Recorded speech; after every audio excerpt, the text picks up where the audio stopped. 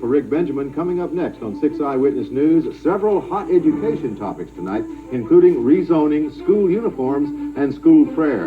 A resolution will soon be up for a vote in Knox County asking that prayer be allowed once again in our public school system. The murder of a doctor by an anti-abortion protester in Florida has sparked local clinics to take a closer look at security. We'll have more on that story. Jim is in Lexington tonight, where the Vols are gearing up for tonight's big game against Auburn. We'll have a live Star 6 report coming your way. And here we go again. Snow may be on the way. We're under a winter storm watch for Friday and Saturday. Scott Blaylock will tell us when the white stuff could start to fall. Plus, a college curriculum that's sure to keep you smiling. It's Clown College.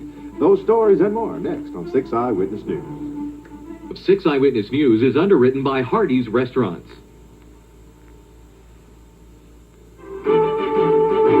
See the difference. This is 6 Eyewitness News at 6. Good evening and thanks for joining us. I'm Denise Dillon. And I'm Russ Murphy. Rick Benjamin has the night off. Well, brace yourselves, folks. We could be in for quite a ride when it comes to the weather. East Tennessee will be under a winter storm watch Friday and Saturday, which could mean several inches of snow headed our way. Scott Blaylock joins us with a preview of what's in store. Scott, how good are the chances for snow?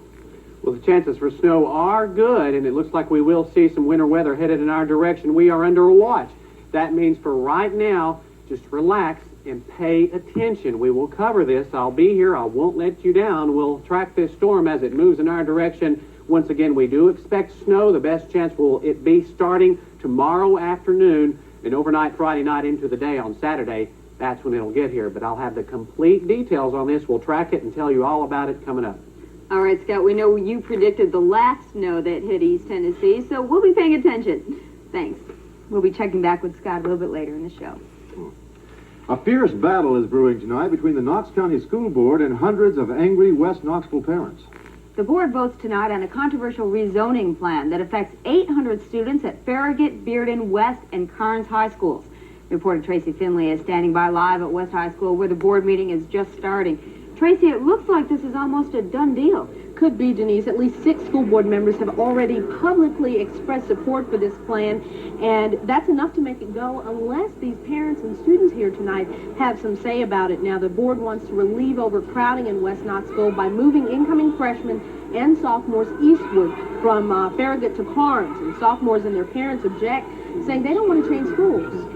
That it takes an impact on kids who have already started a high school, who have already formed a group of friends, who have already gone out for basketball teams, cheerleading squads, etc. I don't think that's an unfair trade-off. And that trade-off he's talking about is this plan that parents will present to the board tonight. It moves incoming freshmen but leaves the sophomores where they are, and the parents who wrote the plan say that alone will relieve the overcrowding here in West Knoxville. Tracy, there's been speculation that parents may use political pressure to get board members to vote their way. What about that? Well, many of them haven't said that outright, but they are saying that they're very disappointed in these school board members who are not backing and voting the way that they want them to vote. Now, the school board members I spoke with say they've got to vote their conscience, whether or not that means political consequences may follow. All right. Thanks, Tracy. We will have the outcome of tonight's meeting here on 6 Eyewitness News at 11. Russ? Another hot education topic tonight. Should prayer be sanctioned once again in our public schools? 2 Knox County commissioners think so. Howard Pinkston and Fred Flanagan have a resolution asking lawmakers to support it. Cynthia Varner takes us to South Doyle High now, where kids take part in a devotional service before the school bell rings. On Tuesday mornings, this classroom is the setting for sunrise devotionals. It's a 12-year tradition at the school. You're in school, but you don't have to follow the guidelines because the school hasn't started yet. And so you're really able to tell what you think the Bible means. 2 of the students who participate and their advisor met with us to explain why they believe prayer should be reinstated in our public schools. There are people that do want prayer in school, and that we don't like having our rights taken away just because someone else doesn't want to have it. A lot of these students do want to exercise their religious freedom. A lot of them are starting to feel that America is against them now, that the government is against Christians, especially people their age, and they don't feel like their voice is being heard. Members of the American Civil Liberties Union in Nashville disagree with these students and the county commissioners. The ACLU says that a resolution calling for prayer in school is a direct violation of our state and federal constitutions that limit government interference in religious freedom. These students have never experienced prayer in school. It was declared unconstitutional in the early 1960s, but Knox County Commissioner Howard Pinkston hopes his resolution will send a clear message to Washington. If your kid doesn't want to pray in school, that's fine, but I don't think that you should prohibit my kid from praying. And I just think that we need to recognize God since we propounded that way in underdog. 11 counties in Tennessee have passed similar resolutions saying amen to school prayer. Cynthia Varner, 6 Eyewitness News. And the proposed resolution will be heard on March 22nd. Commissioners will also vote on a resolution opposing gay rights. And the controversial issue making uniforms mandatory in Tennessee schools will be discussed tonight in Knoxville. The first of 4 regional public hearings on that topic gets underway at 6:30 at UT's Knoxville Conference Center on Henley Street. A bill is now in both the House and Senate calling for all public schools in the state to adopt a mandatory uniform policy.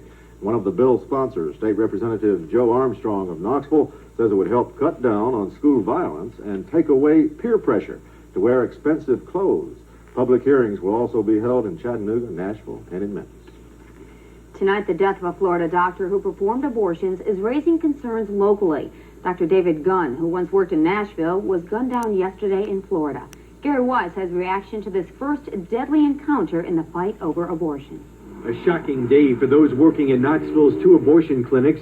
They've been targets of protest before, but hearing about gunfire is something they think could happen here. I felt sick, and I felt very sad, and I felt very scared, but I wasn't surprised at all. Why weren't you surprised? We continually receive these death threats. Walsh knew Dr. Gunn, the one killed by an anti-abortionist in Pensacola, Florida. Some pro-life leaders suggest the suspect is a hero, a view not supported locally. Lita Von Bulow is with Tennessee Right to Life. I can understand, sympathize with the frustration and anger of some people, but we cannot use any violent means. However, there is no guarantee, and clinics are looking closer at their security. As for the doctors performing the abortions, I'm certain that they are concerned for their families and for their own lives. I hope they will reconsider what they're doing. The abortion debate has been just that, a debate until now. Only time will tell if physical violence will be the new tool of those dealing with this issue. Gary Weiss, 6 Eyewitness News. Now, the doctor who was killed has several friends in Nashville. He was a resident at Vanderbilt University Medical Center. A 69-year-old Monroe County woman burned to death early this morning. It happened in a trailer fire near the Mount Vernon community. Ruby Harless and her husband Jake were both in the trailer when a portable heater apparently went up in flames. The husband was able to get out, but the blaze swept through the Wilson Station Road trailer so fast that his wife was trapped. And Mr. Harless was treated at Sweetwater Hospital for minor burns, smoke inhalation, and chest pains. In Anderson County, detectives are trying to find out if that brutal murder on Tillery Road Tuesday was drug-related. Investigators say Jeffrey Lee Humphrey was forced to give up $1,000 stashed in his trailer before he was taken out and shot between the eyes. Police found at least 3 pounds of marijuana in the home, as well as several weapons. A driver who slammed into a police cruiser last night has a record of reckless driving charges. Burl Hauser was arrested last night after a car and foot chase that left a sheriff's deputy and a city policeman slightly injured. The pursuit began around 8 o'clock. It led police through Knox County and into East Knoxville. It ended after Hauser was hit from behind by a county deputy and hit head-on by a city cruiser. Hauser faces numerous charges as a result of that chase. He also faces felony charges from a hit-and-run crash on Midway Road last month. The trial of Congressman Harold Ford in Memphis may have an effect on whether the city gets a professional sports team. A group of black ministers is trying to link the trial to the city's attempt to attract a National Football League franchise. And Ford supporters may circulate petitions claiming Memphis is too racially divided to support an NFL team. Ford, who is on trial for bank fraud, is Tennessee's only black member of Congress. This is the second time Ford is being tried on the charges. There was a mistrial in 1990 when a Memphis jury could not reach a decision.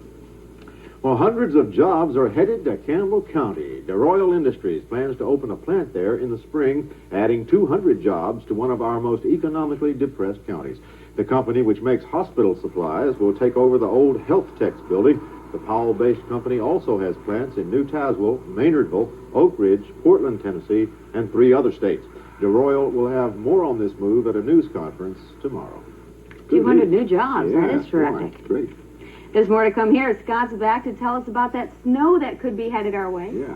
And the last-minute details are being worked out for the Junior Olympics that's coming to Knoxville this summer. We'll tell you all about that also. Coming up next. Forecast is approved by the